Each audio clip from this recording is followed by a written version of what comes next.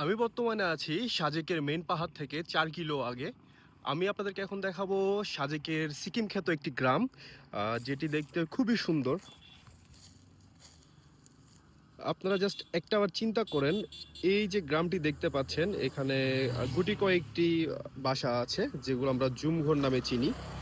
একটা বার চিন্তা করেন এই গ্রামগুলো যখন বর্ষাকালে পুরো পাহাড়টা সবুজ থাকে তখন কেমন লাগবে।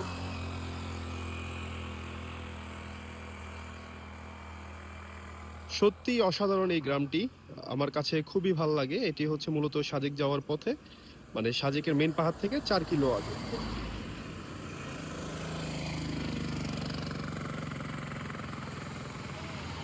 ওই যে উপরে দেখা যাচ্ছে এটা হচ্ছে সাজেক, আর সাজেকের নিচে হচ্ছে এই গ্রামটি।